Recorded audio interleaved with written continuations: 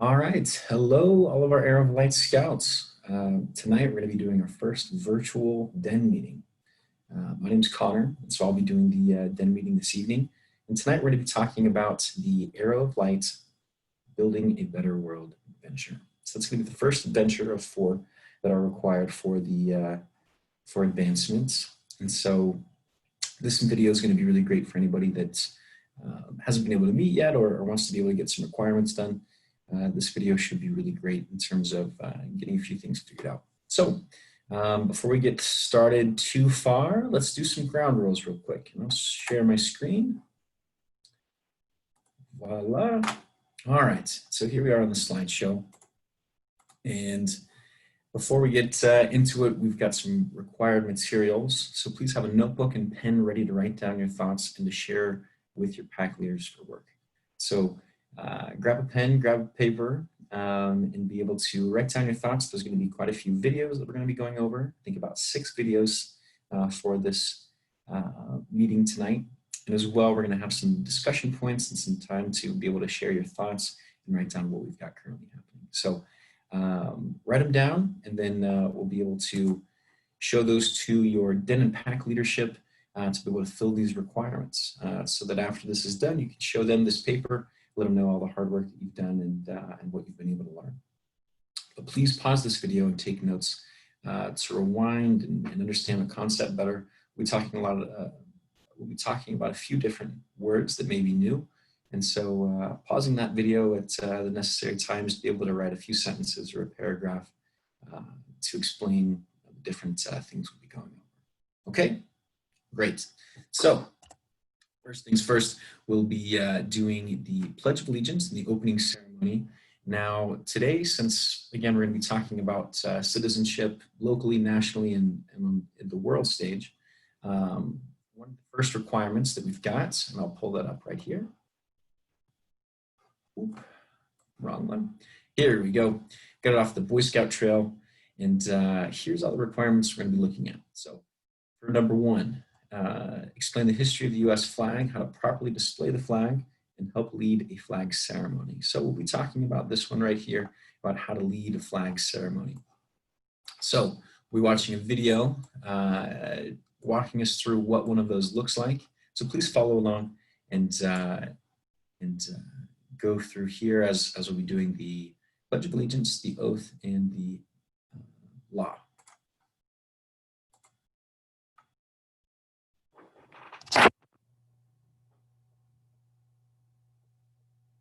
Attention, go to our forward,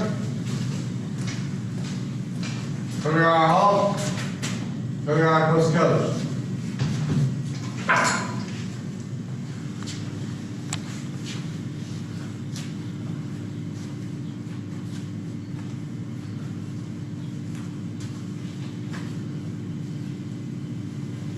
Good. Scout salute.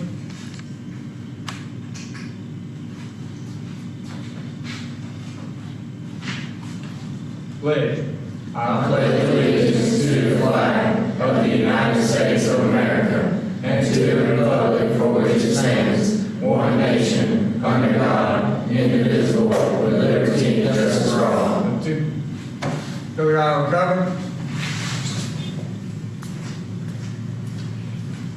Go to our halt. Scout law. And Scout scout is trustworthy, loyal, helpful, friendly, courteous, kind, obedient, cheerful, thrifty, brave, clean, and reverent. Scout oath. On my honor, I will do my best to do my duty to God and my country, to obey the Scout law, and to help other people at all times, keep myself physically strong, mentally awake, and morally straight. Scout slogan. Do a good turn daily. Scout motto. Be prepared. At ease.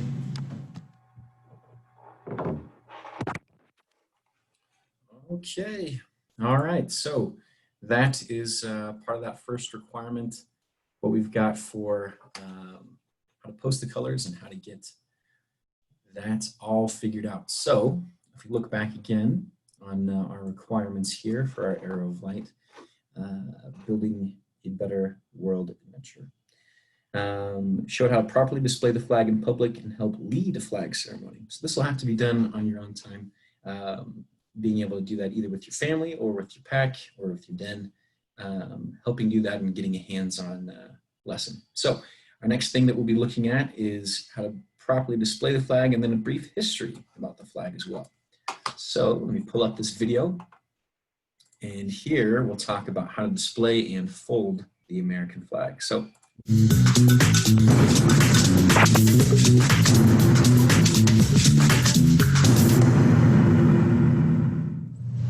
Color guard, raise the colors, scout salute. Our country's flag is more than just a piece of cloth. It is a symbol of America. This means that the flag of the United States must be honored and treated with respect. Fly your flag from sunrise to sunset. If you want to keep it raised at night, make sure it's lit so it is not flying in total darkness.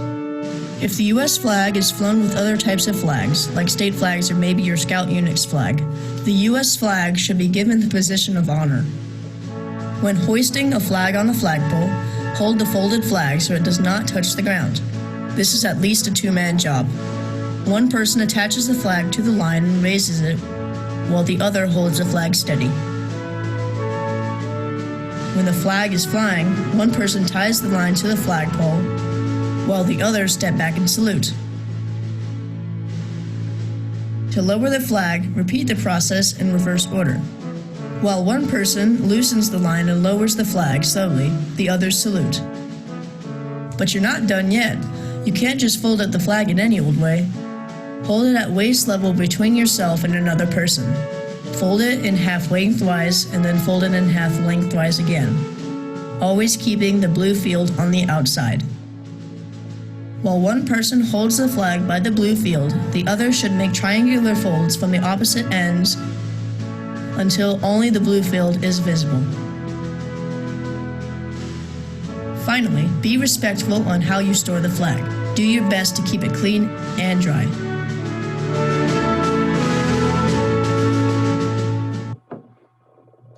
all right, very cool. So learning about how to display and fold the American flag. Now, to get through that last piece as well, this will be a quick video to talk about the evolution of the U.S. flag and what that's looked like over the years. So we'll get started with this next one and learning a little bit more about what the American flag is and how that's looked throughout the years.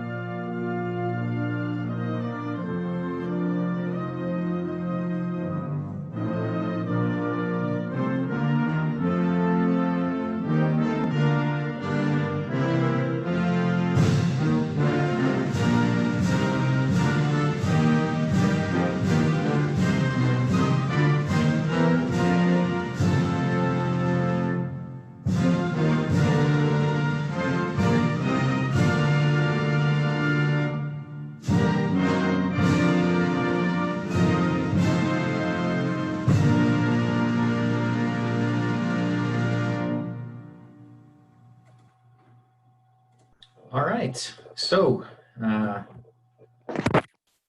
back to it. So that is a little bit about what the U.S. flag has looked like, a little bit of history about the flag, and as well kind of what we should be doing when we put up the flag and are doing flag ceremony. So let's look again, and I'll share my screen one more time. Perfect.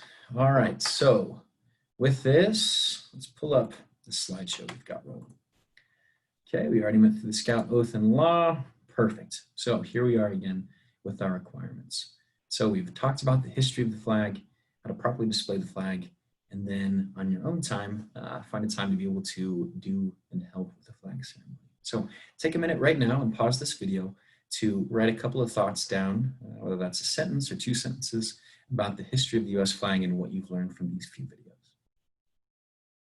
Okay, so Now that you've had time to write that one down, we'll go on to the second one. Okay, so learn and describe your rights and duties as a U.S. citizen and explain what it means to be loyal to your country. Now, being loyal to your country, what does that mean? Again, we've got a great video to be able to understand more what that means. And let's see if I can get to it. Perfect. Here we'll be talking about what it means to be a good citizen and some of the basics there. Okay, so pay attention and enjoy.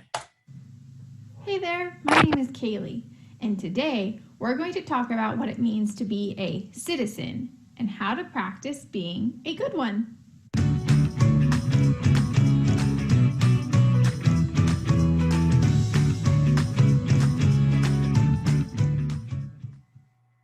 Have you heard the word citizen before? There are two ways to describe what a citizen is. A citizen is a person who lives in a particular state or town. For example, if John lives in San Francisco, California, he is a citizen of San Francisco and a citizen in California. And you are a citizen of your city and state too. There is another definition of being a citizen that has more meaning. A citizen is someone who legally belongs to a certain country. When you are a citizen of a country, you have the freedoms and rights of that country. In the United States, all people born in the U.S. are citizens of the United States, but there are other ways to become a citizen as well. Citizens in the United States have certain freedoms, like the freedom to practice any religion, the freedom to speak up and protest or disagree with the government, the freedom to travel and live anywhere in the country,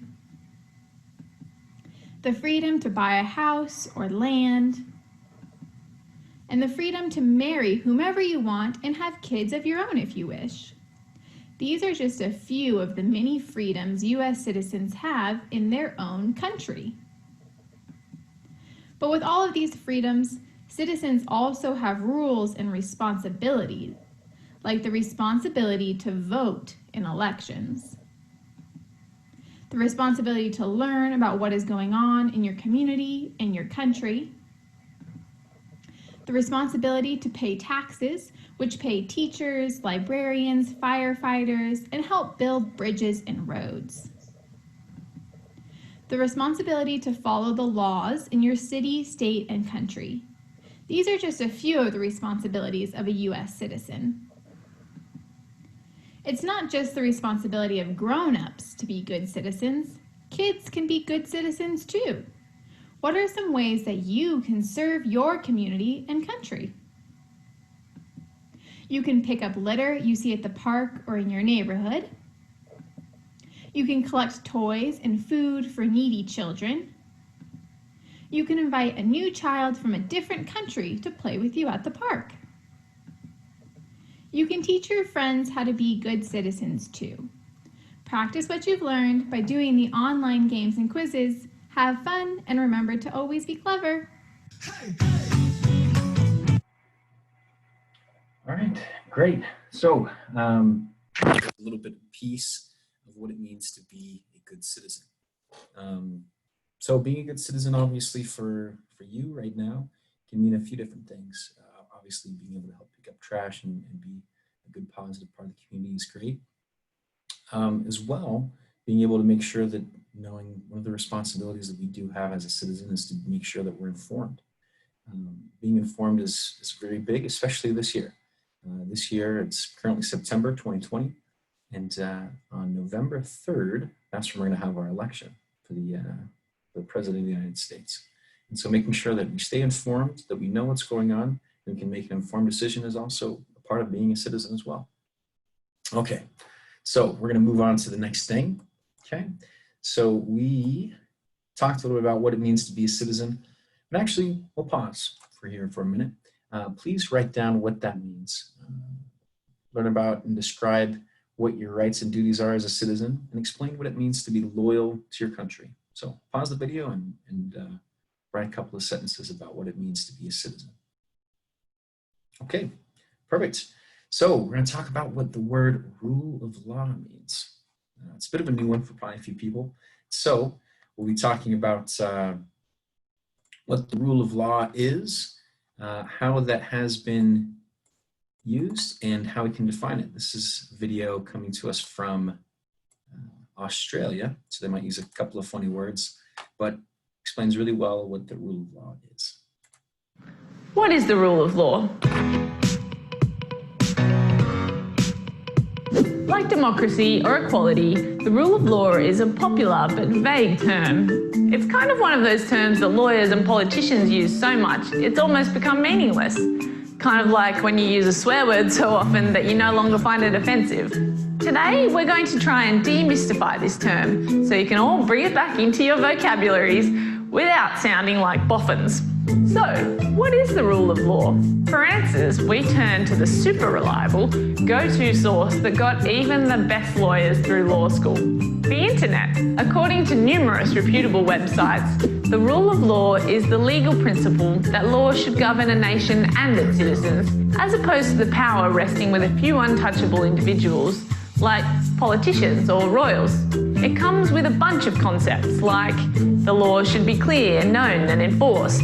The courts need to be independent to government and resolve disputes fairly. People are presumed innocent until proven otherwise by a court. Police can't arrest or detain you without good reason. Every citizen is equal under the law, whether they are a king or a lowly first-year law clerk. This rule of law concept has a long history dating back thousands of years. The ancient Greeks established democratic law courts back in the 4th and 5th centuries BC, with juries that could have hundreds of members. Sure, their punishments might have been a little different to modern-day sentences, but the concept was there. In 1215, English leaders signed a document called the Magna Carta, which set in writing the rule that monarchs and politicians must answer to the same laws as their citizens. The catalyst for this agreement was the tyrannical rule of King John. Yeah, he's the greedy king in Robin Hood. He imposed ridiculous taxes on his people, and he refused to follow the same rules himself. So the Magna Carta made everyone equal under the law, including King John, and it's still considered the first document in British and Australian legal history to lay out the rule of law on paper, even though it was actually written on sheepskin at the time. I think it's fair to say that Magna Carta was the beginning point of our understanding of the rule of law. Up until that time, we had kings and queens that ruled through the force of arms. In fact, they also argued that they ruled according to the God-given gifts of their right to rule. What Magna Carta was the first time an instrument was introduced, a document by which the monarchs agreed to subject themselves to the law, to recognise that people were entitled to a form of equality before the law, and also that they could have a right to a jury trial. And those were really momentous new concepts that set us on a new understanding of the relationship between the monarchs and their subjects. A great analogy for seeing the rule of law at work in modern times happened earlier this year when Crown Prince Frederick of Denmark was visiting Queensland in August. Denmark's future king was left red-faced when he was denied entry into a Brisbane nightclub. Fred was turned away by bouncers at a nightclub because he didn't have ID. The bouncers treated him as equal before the law, just like any other Aussie on a Saturday night. That was until Freddie came back with some police who backed the prince, and they convinced the bouncers to let him into the club despite having no ID. Now, although everyone in the club was probably delighted to have a beer and a boogie with the Prince of Denmark, a royal was treated differently and was not required to follow the same rules as ordinary citizens. And this is what goes against notions of the rule of law. The rule of law is good only so far as it goes. Countries such as Germany under the Nazis normally applied the law and rigorously, but there were black holes. There were areas where the law didn't run, or there were areas where the law was very oppressive and cruel and tyrannical. So you have to be careful that you don't reduce the rule of law to the law of rules. You've got to make sure that the law which you are applying is a law that respects fundamental human rights. So, the rule of law tries to prevent people from seizing power in an arbitrary way, like Hitler, by keeping both rulers and citizens equal and accountable before the law. It's important to remember that equality under the law does not necessarily translate to economic or social equality. Few people are privileged enough to sleep in the same waterfront mansion as our Prime Minister, for example. But if Malcolm had a few too many schooners at the cricket and he was caught taking his Fiat 500 home for a joyride, he'd receive the same punishment as any of us driving our beaten-up station wagons home drunk. Well, that's the principle anyway.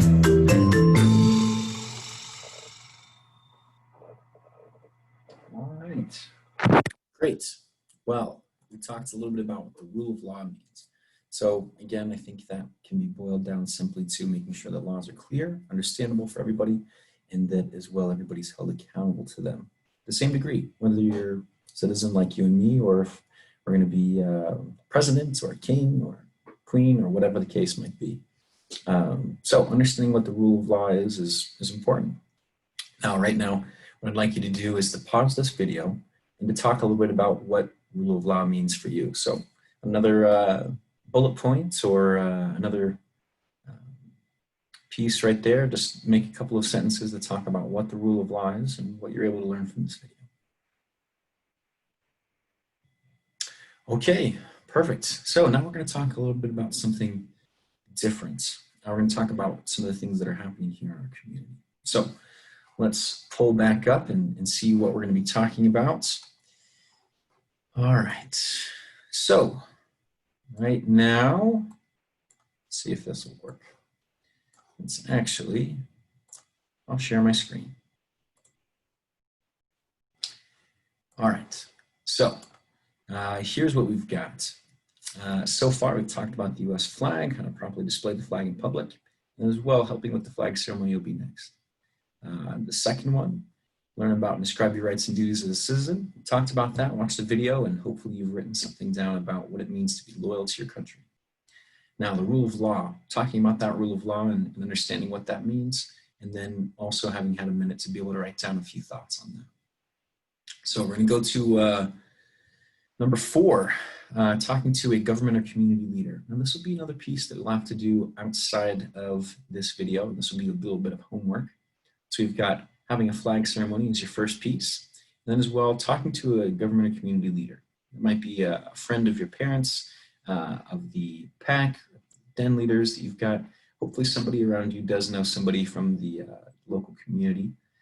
If not, you've got lots of resources online to be able to watch a community meeting or watching the city council online.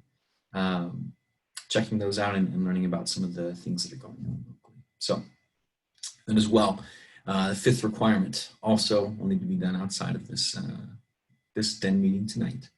But plan an activity for your den with your den leader's help, or without, excuse me, your den leader's help, but with their approval. So whether that's going to be being a good citizen and helping clean up some trash here in the community, or setting up maybe this meeting with a government or community leader, having a Zoom call or a phone call with one of them, and then being able to invite the pack with you there. So those are some ideas, but make sure to get those ones done as well for after this. Now, we're going to move on to number 6. All right, so this will be learn about energy use in your community in other parts of the world. We're also going to tie this one into E just a little bit. Identify one energy problem in your community and find out what has caused it. So we're going to be talking about what's happening currently in our neck of the woods here in Fort Collins. So check out this video. It'll be talking about what Fort Collins is doing to be more fuel efficient and energy efficient.